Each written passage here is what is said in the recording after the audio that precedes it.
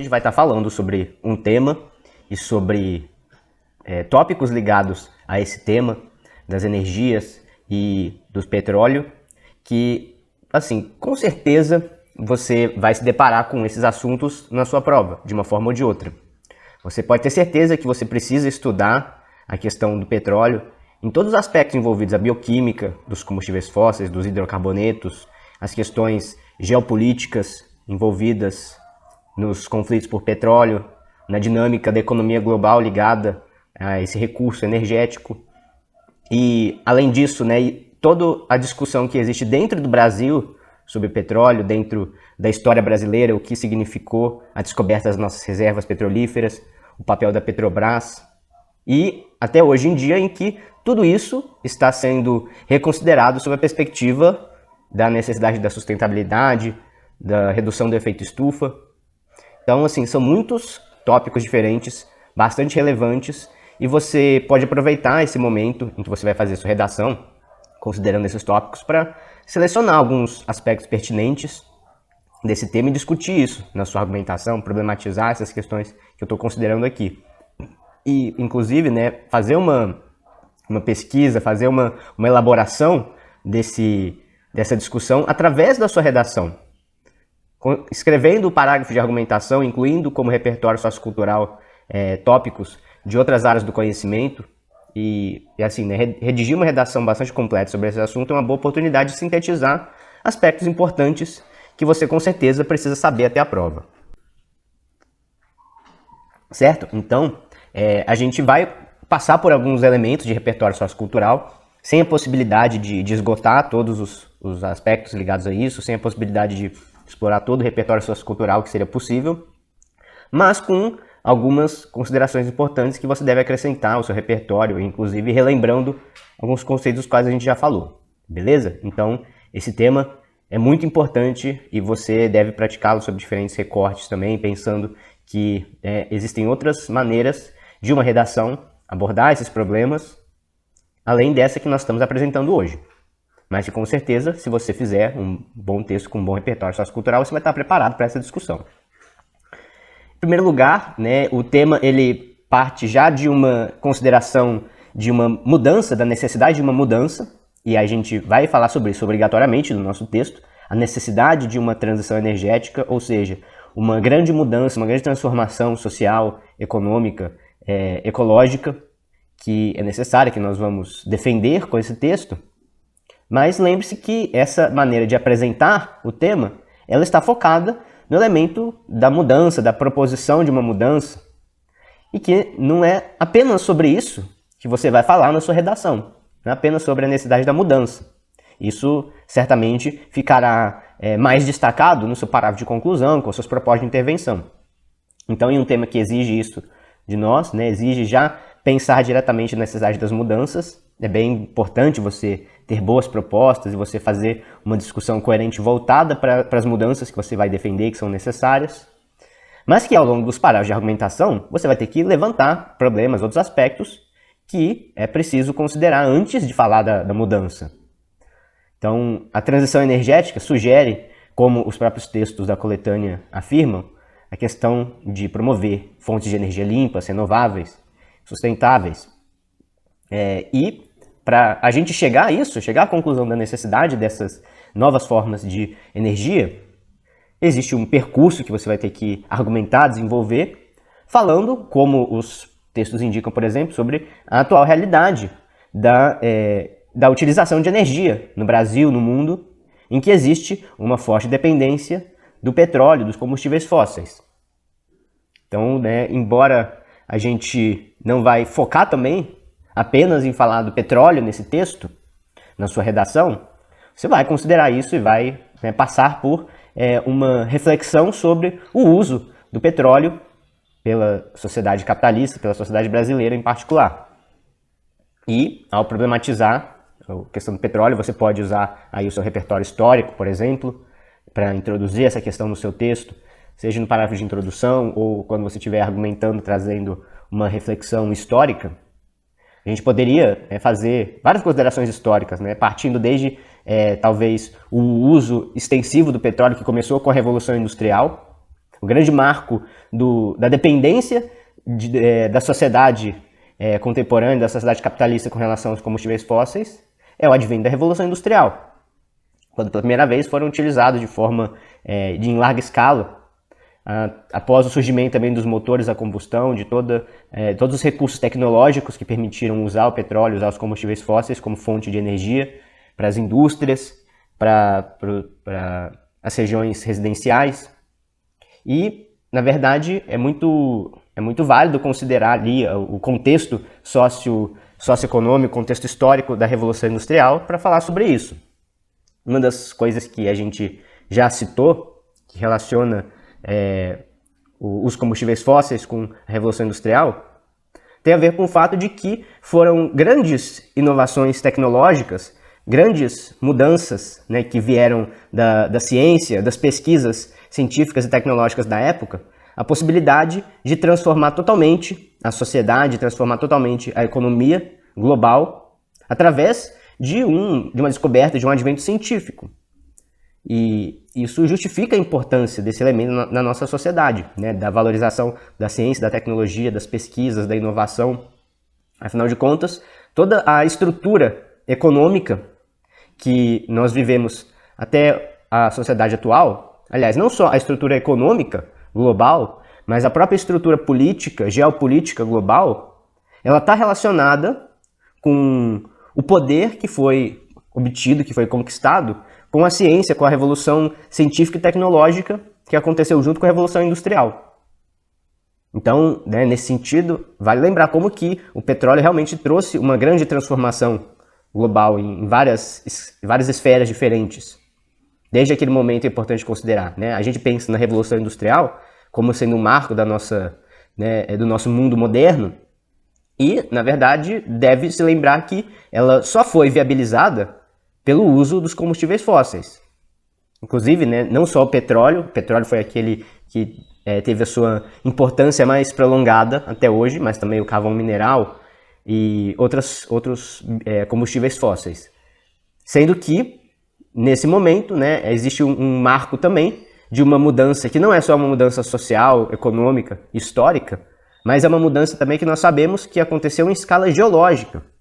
A Revolução Industrial e a utilização do carvão natural, do petróleo, representam uma grande transformação em escala geológica, devido às mudanças na composição da atmosfera, as mudanças dentro do equilíbrio ecológico e climático do planeta Terra, que aconteceu junto com a Revolução Industrial, que foi justamente o marco do início do Antropoceno, a era geológica marcada pela interferência humana no planeta Terra.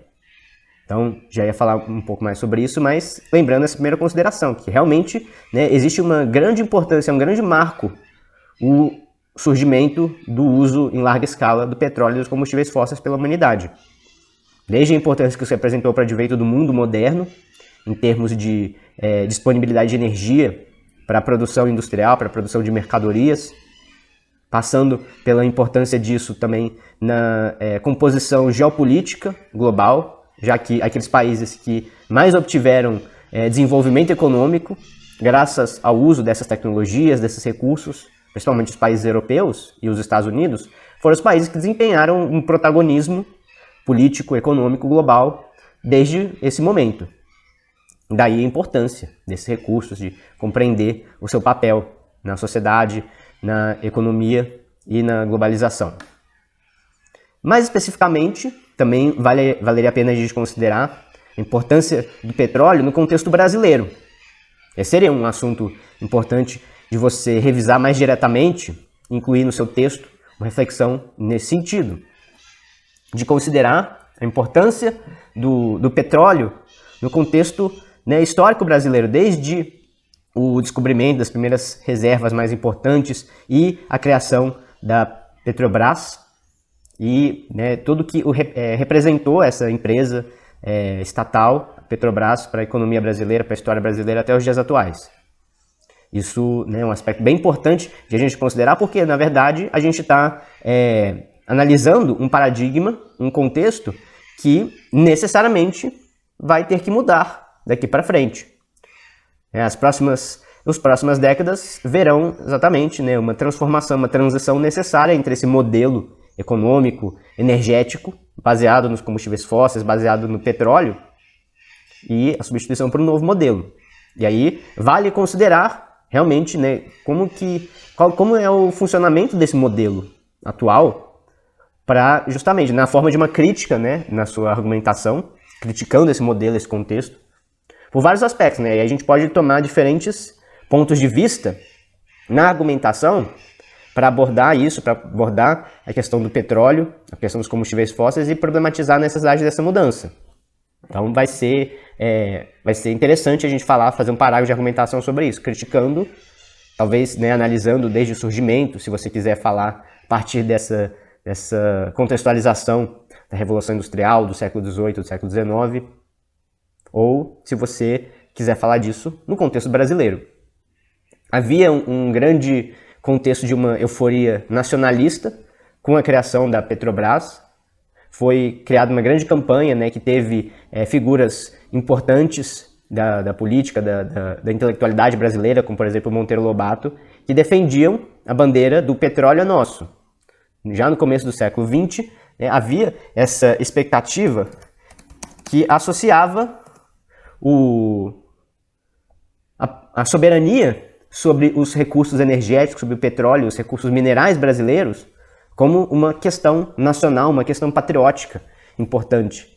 E, né, é um momento em que você via pessoas comuns, cidadãos, naquele momento ainda com pouca educação, com pouco conhecimento escolar, educacional, que defendiam de uma maneira militante, em um determinado momento, uma campanha em favor do petróleo, da soberania nacional em relação a esse recurso. E tudo isso foi capitalizado por Getúlio Vargas, pelo governo nacionalista do Getúlio Vargas, criando uma comoção nacional que estava de acordo, na verdade, com um projeto político. A criação de grandes empresas estatais que mantivessem o controle, o monopólio sobre os recursos naturais, os recursos energéticos do Brasil. Então a Petrobras foi criada, né, vale lembrar, ressaltar, nesse contexto nacionalista e como parte de um programa desenvolvimentista criado e levado por Getúlio Vargas e que também foi herdado, né, por outros governos que tiveram também como utilizar, né, a bandeira da Petrobras e esse conceito do petróleo é nosso como sendo uma forma de mobilização nacional, de promover um sentimento nacionalista, um sentimento patriótico, um sentimento, inclusive, conservador da sociedade, né, um discurso de integridade nacional, de preservação dos interesses nacionais, que era conveniente a essa ideologia política centralizadora, nacionalista e autoritária que caracterizava aquele momento, a economia e a política do governo de Getúlio Vargas. Então, nesse cenário, né, a soberania sobre o petróleo, a utilização do petróleo como sendo um recurso para o desenvolvimento nacional brasileiro, se tornou uma bandeira muito importante que, na verdade, continuou presente ao longo de toda a história brasileira até atualmente, quando foi descoberto o pré-sal, né, um outro momento em que o Brasil subia de patamar em relação à disponibilidade de petróleo, de recursos para o seu desenvolvimento nacional, recursos minerais, recursos naturais não renováveis, para serem explorados em nome do desenvolvimento nacional, né, isso sempre foi, né, utilizado a favor de uma perspectiva política nacionalista, conservadora.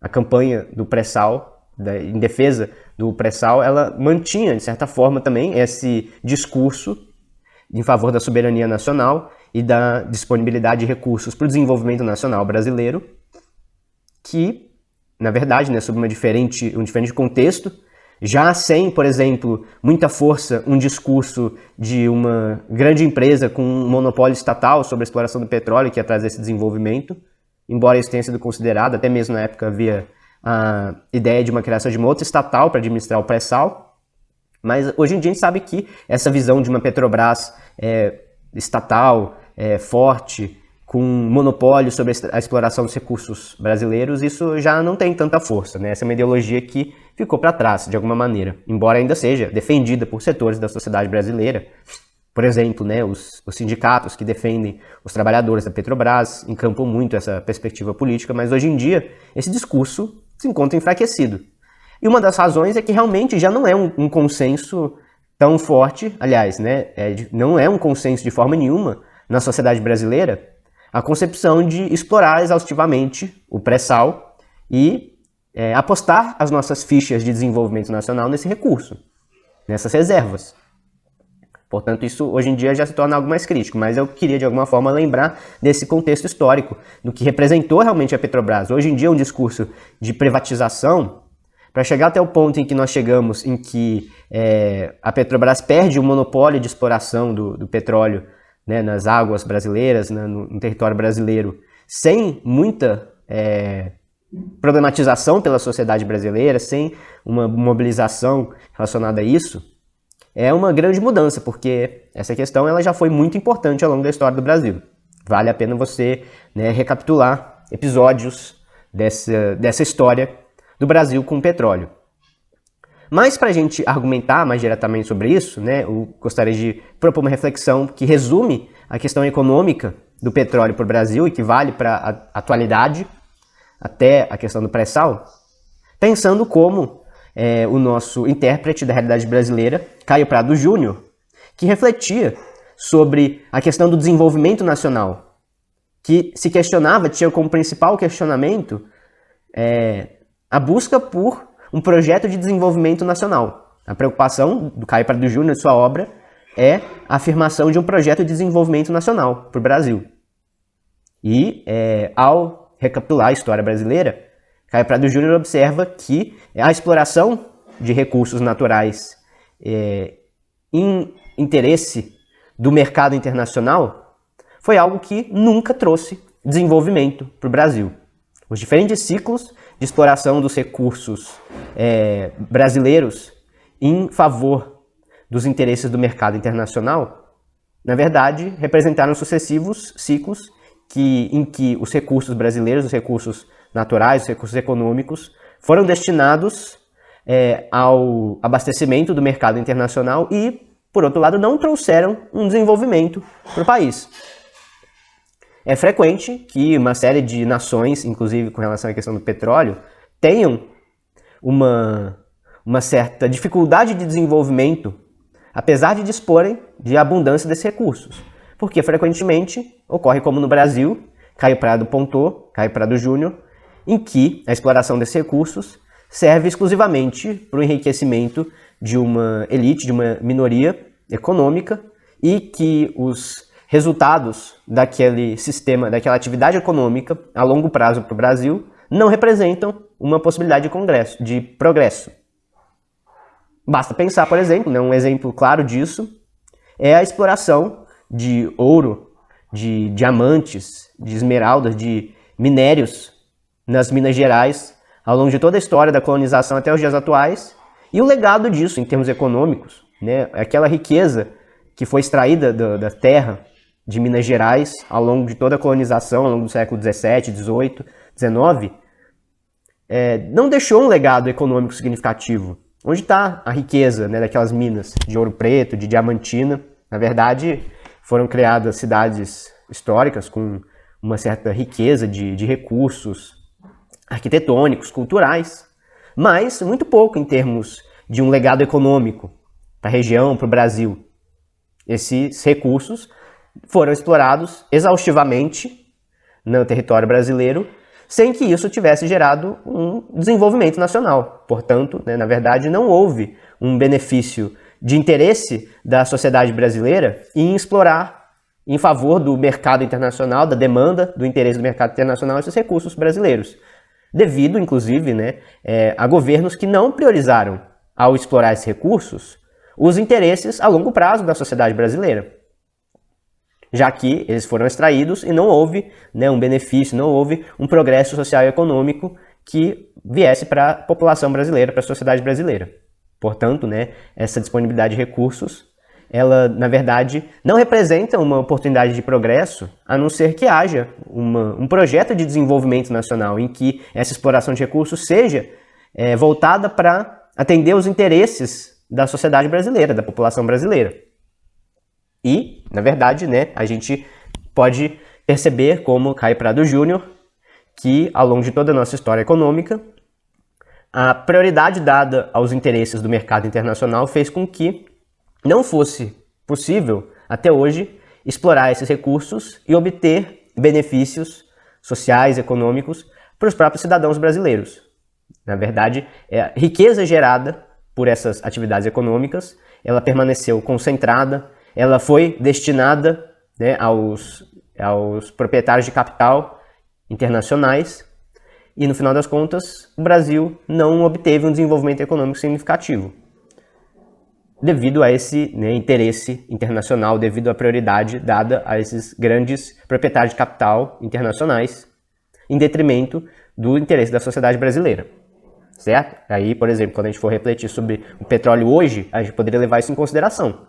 Caso você leve a sua redação nessa perspectiva, né, uma sugestão que já poderia falar, me antecipando um pouco, com relação a uma proposta de intervenção, principalmente se for um tema, ao contrário do de hoje talvez, em que há um foco na questão do petróleo, dos combustíveis fósseis, em como esse legado pode ser benéfico para a sociedade brasileira.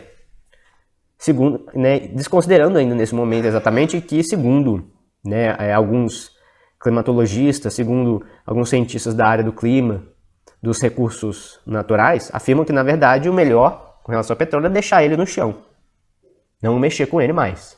Né? Na verdade, provavelmente o melhor seria isso mesmo.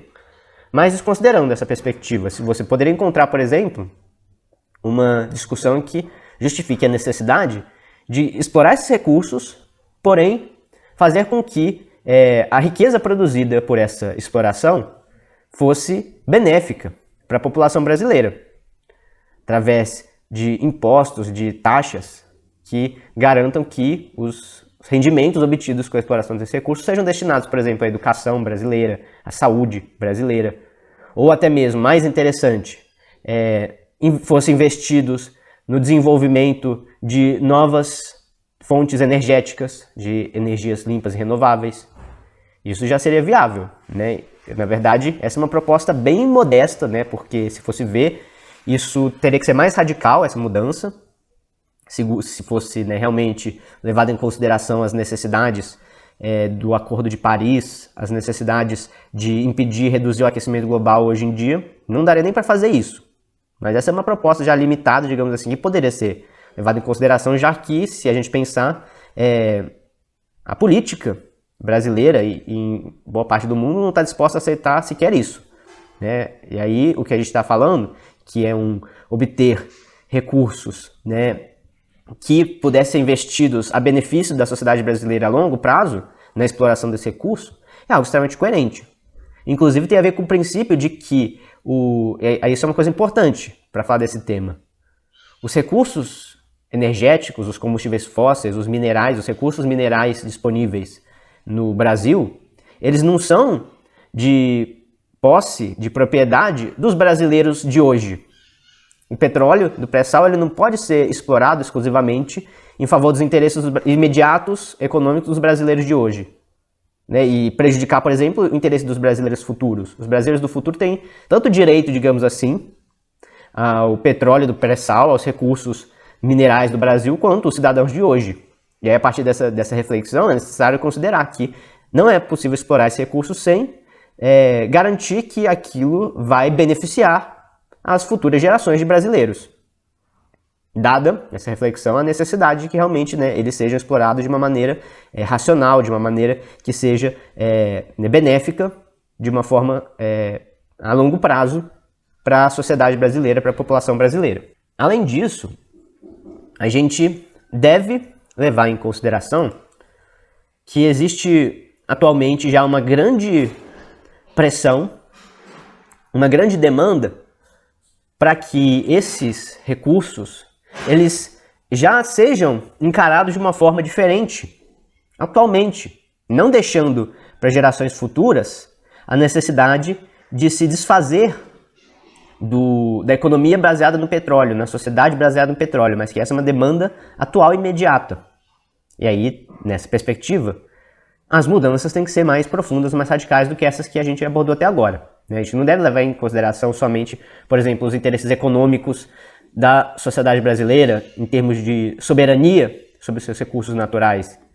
Como se soberania sobre os recursos naturais significasse que o Brasil e os brasileiros podem fazer o que eles quiserem com o petróleo, com os recursos energéticos, com os recursos naturais, sem considerar outras variáveis, digamos assim. E não é verdade, né? A gente não pode fazer o que a gente quiser com o petróleo, desconsiderando o impacto disso sobre o meio ambiente, sobre as gerações futuras.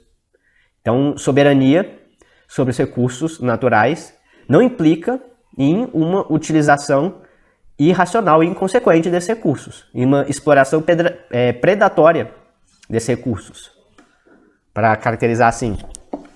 Pelo contrário, né? A soberania sobre os recursos implica levar em consideração que não são só os interesses econômicos imediatos que devem ser considerados pela sociedade atual. Esse é um tópico importante, né? Isso eu gostaria de ressaltar num tema como esse, e que a gente poderia utilizar isso para fazer uma crítica, para levar em consideração um ponto de vista. Que, na verdade, ao longo de toda a história, mas atualmente também, a exploração do petróleo, o uso dos combustíveis fósseis, dos atuais recursos energéticos, ele tem como principal problema levar em consideração apenas interesses econômicos imediatos. Qual que é o grande obstáculo para a transição energética? Agora que a gente vai começar a falar, na verdade, sobre esse termo que está aí no tema, transição energética. Qual que é o grande obstáculo para promover uma transição energética? Que espero que já esteja claro sobre diferentes aspectos, principalmente aqueles ecológicos e ambientais, que é necessário promover uma transição energética no Brasil e no mundo. Qual que é o principal obstáculo para isso? São os interesses econômicos imediatos que estão em vigor no mundo contemporâneo. Já que a indústria do petróleo, né, a indústria dos combustíveis fósseis, ela obtém grande quantidade de capitais, de riquezas extraídas da exploração desses recursos, tem um grande volume, imenso volume de capitais investidos na exploração desses recursos e não estão dispostas a abrir mão dos seus lucros imediatos, dos seus lucros a curto prazo, em benefício coletivo futuro, ainda que um futuro cada vez mais imediato. E, portanto, né, esse se apresenta como grande entrave atual para a transição energética. O lucro das grandes empresas petrolíferas, né, resumindo, das grandes empresas multinacionais que exploram petróleo no mundo, né, empresas como Exxon, Shell, por que não dizer também a própria Petrobras, né, as empresas nacionais dos grandes países produtores, como países árabes, como a Venezuela, multinacionais com muitos recursos para investir em propaganda, difamando o combate ao aquecimento global, em notícias falsas, abordando o aquecimento global, investindo em pesquisas científicas enviesadas que procuravam atenuar as consequências do aquecimento global e da queima de combustíveis fósseis. Então, na verdade, né, esse é o grande entrave para essa mudança que nós estamos falando que são necessárias. O interesse econômico imediato, né? Vale ressaltar o imediato, a curto prazo dessas empresas. Eu tenho certeza que a Shell vai continuar ganhando bilhões daqui a alguns anos, quando tiver já investido em outros tipos de recurso. Porém, tudo indica que no presente essas grandes empresas não estão dispostas, não estão interessadas em reduzir a sua exploração desse recurso em favor do interesse das gerações futuras. Então nós estamos em uma situação na qual existe uma grande demanda cada vez maior por explorar de forma imediatista o petróleo, os recursos energéticos, e com isso a necessidade de uma transição energética é postergada, ela é negligenciada.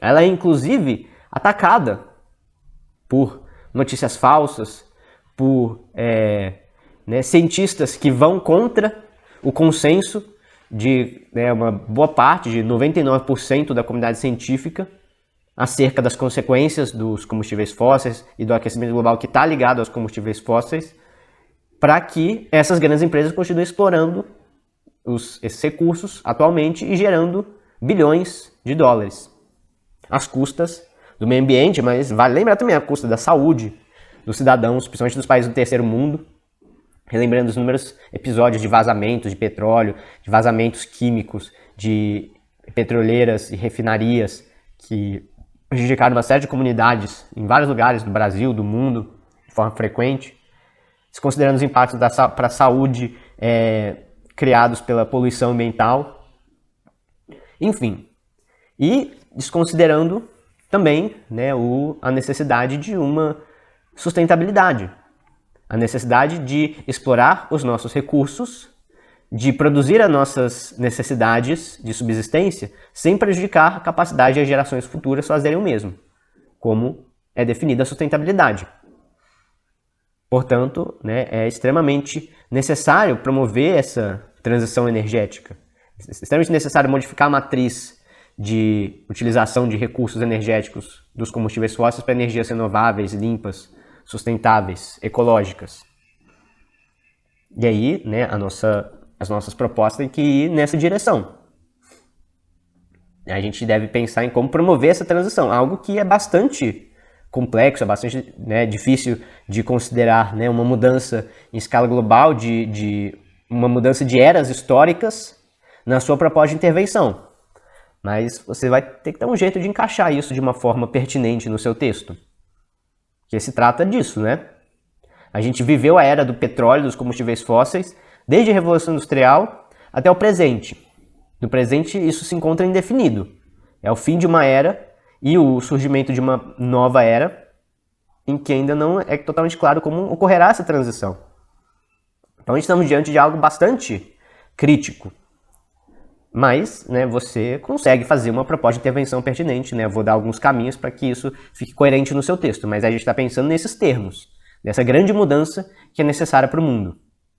Me lembra também, quando eu estava falando sobre a visão dos grandes capitalistas, dos grandes proprietários de capital que estão investidos nas empresas de petróleo, nas empresas que exploram os combustíveis fósseis, poluindo de uma forma, né, cada vez mais evidente o meio ambiente e agravando o efeito estufa.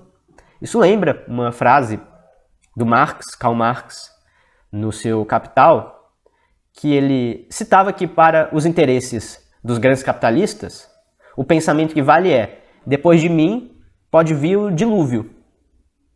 Se depois de mim vier o dilúvio, não tem problema, né? Ele está interessado no lucro imediato. Se ele estiver fazendo bilhões hoje, o que importa é se amanhã, né, vir uma chuva bíblica que vai cobrir a terra e, né, acabar a civilização, mas tudo bem, ele fez o lucro bilionário dele no dia de hoje. Então tá tudo certo. Esse é o pensamento capitalista. O pensamento voltado para a realização imediata dos interesses do capital, sem levar em consideração os interesses futuros. Se o capitalismo fosse capaz de levar em consideração os interesses futuros, essa transição de que nós estamos falando já aconteceria de uma forma muito mais natural. Algo que não vem ocorrendo, na verdade. Então, considerando aí, inclusive, né, eu acho que dada a importância dessa questão, da necessidade de combustíveis limpos, renováveis, e todos os caminhos que é possível fazer para discutir isso, abordando os combustíveis limpos, renováveis na sua redação, analisando isso, as diferentes tecnologias disponíveis, você pode também, aliás, você deve estudar isso de uma forma detalhada, porque é algo que certamente virá na prova do Enem. Até mesmo, né, com grande chance disso aparecer na prova de Química, na prova de Física, na prova de Biologia, considerações acerca dos recursos energéticos renováveis. Um dos objetivos das ciências da natureza, da forma como elas são estudadas no Enem, é levar em consideração a necessidade de produzir uma energia renovável, limpa, ecológica, e a química ambiental envolvida nisso, e a ecologia envolvida nisso, a física envolvida nisso. Então isso é um aspecto bem importante, estudar essas energias renováveis. Por exemplo, a energia solar, a energia eólica, duas que se destacam muito porque o Brasil tem um grande potencial, né, de explorar esses recursos energéticos. Problematizar, hoje eu não vou poder falar muito sobre isso, Mas, né, lembrar que a energia hidroelétrica, que na verdade acompanha a maior parte da matriz energética brasileira, é a energia hidrelétrica, ela é uma energia renovável, a princípio, né? Ao contrário do petróleo, que é queimado e emitido para a atmosfera sem, né, possibilidade de renovação, recurso esgotável. Por outro lado, a energia hidrelétrica não, nesse sentido ela, né, até que representa um avanço o Brasil ter uma parte tão expressiva, mais de 60% da sua matriz energética, baseada na energia hidrelétrica. Muito mais sustentável, na verdade, não colocaria assim, né, mas muito menos prejudicial para o aquecimento global do que a matriz energética dos países europeus, por exemplo, que ainda utilizam de forma muito significativa combustíveis fósseis. A China também, né, que é um dos grandes, aliás, é o grande consumidor de combustíveis fósseis, emissor de gás carbônico. A China até hoje utiliza níveis de carvão mineral que são, né, níveis típicos de uma revolução industrial. A China ainda está, né, na revolução industrial, queimando carvão e petróleo como se estivesse em plena revolução industrial. Apesar de estar investindo também em energias renováveis, mais do que, inclusive, uma boa parte dos países, entre parênteses. Mas, né, levando em consideração que ainda assim é um grande vilão do clima, é a economia chinesa que utiliza de forma muito extensiva recursos energéticos não renováveis. No Brasil, nós temos várias possibilidades, como eu estava falando, né, da energia hidrelétrica, que deve ser vista de uma forma crítica, porque apesar de ser renovável, ela apresenta grandes impactos prolongados no meio ambiente, pela necessidade, por exemplo, de alagar grandes áreas, que no Brasil, inclusive, geralmente são áreas de floresta, áreas de vegetação nativa, que acaba, na verdade, se decompondo nas represas dessas hidrelétricas e sendo emitido como gás do efeito estufa. Então, na verdade, existe um prejuízo prolongado ali, fora, né, a perda de uma área de biomassa, de cobertura verde, de floresta, que faz parte da dinâmica do clima, né, que faz parte de uma maneira articulada com toda a cadeia de relações energéticas entre os seres vivos e o planeta Terra, que compõe o equilíbrio, os ciclos biogeoquímicos, e que, né, remete à teoria de Gaia, a hipótese de Gaia, de James Lovelock, de que toda a vida no planeta se encontra interconectada em um todo. Um todo, inclusive, que é desequilibrado, que é fortemente afetado pela maneira com que os recursos energéticos são explorados de forma intensiva, exaustiva, predatória, como hoje em dia, alterando esse ciclo de equilíbrio delicado, dinâmico, biogeoquímico, que, na verdade, é o que suporta, o que dá suporte à vida na Terra. Daí a necessidade de novas formas mais sustentáveis de intercâmbio com a natureza. A utilização de energias renováveis, essa é uma consideração filosófica, né, que remete também ao James Lovelock, que a utilização de recursos energéticos, como as energias renováveis, ela faz parte de um intercâmbio entre o ser humano e a natureza e o planeta Terra, que também tem que estar em um equilíbrio delicado. Por exemplo, através da utilização de tecnologias como bioenergias, a produção de energia a partir de biomassa, o próprio uso do etanol como combustível é um exemplo disso, né, de uma utilização de biomassa para produzir energia. Ela representa ali uma possibilidade de realizar de uma maneira mais organizada, de uma maneira mais racional, mais equilibrada, o intercâmbio de energia entre o ser humano e o meio ambiente, entre o ser humano e a natureza, entre o ser humano e as plantas, já que, né, aquele gás carbônico que vai ser fixado por aquela planta vai ser justamente, né, utilizado eventualmente como biomassa para gerar energia e vai voltar para o meio ambiente, na forma de gás carbônico de novo. Então existe aí um equilíbrio que deve ser preservado de uma maneira, racional, de uma maneira consciente pelo ser humano, levando em consideração a sustentabilidade, da necessidade de levar em consideração os interesses das gerações futuras. Essa é uma boa definição, resumindo um pouco mais a sustentabilidade. É isso que a gente está falando hoje, né? Hoje em dia, nesse tema. A necessidade de levar em consideração os interesses das gerações futuras ao elaborar políticas energéticas, ao levar em consideração os interesses, as necessidades econômicas da sociedade brasileira. A sociedade brasileira tem uma necessidade clara de um desenvolvimento econômico que poderia ser propiciado pela exploração do petróleo e do pré-sal, por exemplo. Porém, é necessário levar em consideração os interesses das gerações futuras. Nesse sentido, bem provavelmente, o interesse das gerações futuras significa que o petróleo deve ser mantido debaixo da terra, sem ser explorado, para não agravar ainda mais o efeito estufa de forma irreversível. E, para isso, né, é necessário que, desde já, imediatamente, se invista na formação de uma matriz energética limpa, renovável, sustentável, investindo de forma massiva na utilização de energia solar, energia eólica, na utilização de biomassa. Por exemplo, né, o reaproveitamento dos resíduos orgânicos descartados no lixo nas grandes cidades tem um grande potencial de geração de energia na forma de biomassa, além de possibilitar um reaproveitamento, né, uma destinação mais adequada desses resíduos do que os aterros sanitários.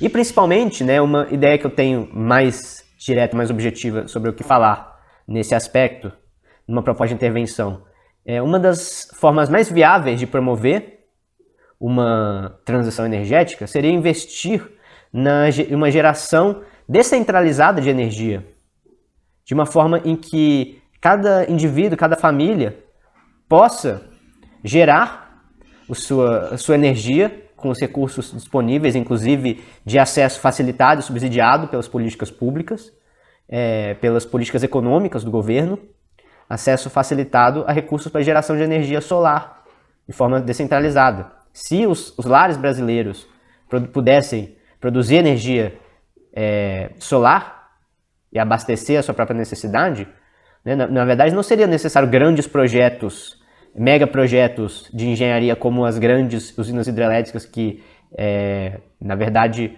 né, comprometeram de forma muito significativa o meio ambiente na Amazônia, né, que alagaram, né, áreas gigantescas de floresta, acabaram com, né, várias áreas de vegetação nativa, de povos nativos originários dessa terra que também perderam, né, seus territórios. E, na verdade, de uma forma muito mais sustentável, porque esses grandes projetos de engenharia envolvendo a produção de energia hidrelétrica, eles não são nada sustentáveis.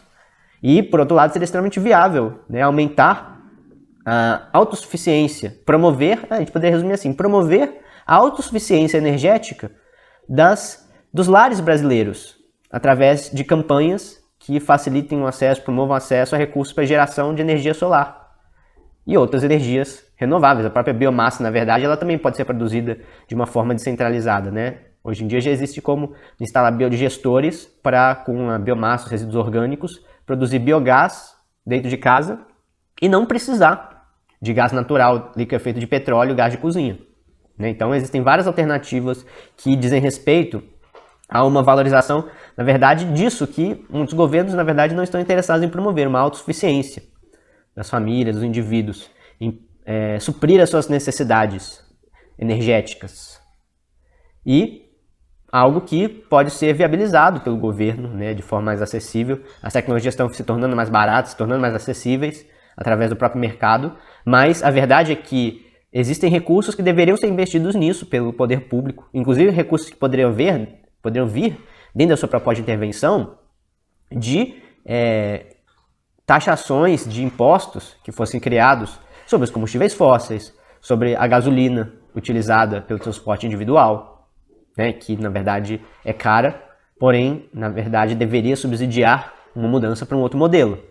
Ou as grandes indústrias petrolíferas que também tivessem suas atividades taxadas para que esses recursos fossem investidos na criação de novos empregos, né? Aí é uma parte que eu nem citei, que seria bem interessante, bem pertinente de lembrar que são muitos empregos, são milhões de empregos que serão gerados nessa área ao longo das próximas décadas e que é extremamente necessário para o desenvolvimento nacional criar empregos nessas áreas, capacitar as pessoas para atuarem, né, com essas tecnologias, de se inserirem nesse mercado, já que, inclusive, né, o fim da era dos combustíveis fósseis vai trazer consigo o fim de uma série de empregos que provavelmente não existirão nas próximas décadas, dentro dessas indústrias.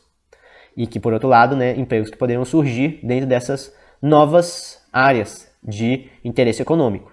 Inclusive, o famigerado Green New Deal, que foi discutido na política dos Estados Unidos, não vai ser colocado dessa forma possivelmente nas eleições, né, devido a uma grande polarização, mas o Partido Democrata e uma série de figuras políticas nos Estados Unidos estão dispostos a falar sobre um Green New Deal, sobre um New Deal semelhante ao de Franklin Roosevelt na Segunda Guerra, mas ligado a uma grande transição econômica em larga escala dos Estados Unidos para uma economia sustentável, criando milhões de empregos na área de energia renovável, de energia limpa, mudando radicalmente uma série de indústrias, de prioridades econômicas, e que, na verdade, né, pode acontecer também não como uma grande revolução política, em que um político, né, que represente essa demanda assuma o poder e conduzido pelos cidadãos e vá com isso, né, promover grandes mudanças em larga escala, mas essa pode ser uma revolução descentralizada também, em que cada comunidade, cada família, cada contexto social vai buscar, vai encontrar meios de promover essa transição energética no seu contexto, modificando a sua relação com os resíduos, com os recursos, possibilitando muitas vezes, né, criar sistemas que gerem energia solar, energia própria, bioenergia com biomassa. E é dever do governo acompanhar essa necessidade, através de taxações, de impostos que fossem criados sobre essas outras indústrias e que tivessem esses recursos destinados a isso. Uma linha de crédito da Caixa, por exemplo, para comprar energia solar, isso já deveria existir. Né? Na verdade, qual que não seria, né, o benefício disso para a matriz energética brasileira? Se milhões de brasileiros pudessem ter energia solar em casa, com crédito facilitado, né, e, né, diminuindo a demanda energética sobre o sistema, a rede que, né, depende de grandes hidrelétricas, de grandes projetos bilionários para funcionar. Assim, seria possível, né, acho que o objetivo é esse, promover uma transição energética em direção a uma matriz energética limpa, renovável. De forma a, aliás, o para quê da proposta que eu ia falar, talvez mais interessante, seria esse. Para que os interesses das gerações futuras de brasileiros sejam assegurados. De forma a levar em consideração os interesses das gerações futuras e não apenas os interesses imediatos da sociedade brasileira. Certo? Esse é o para quê da proposta.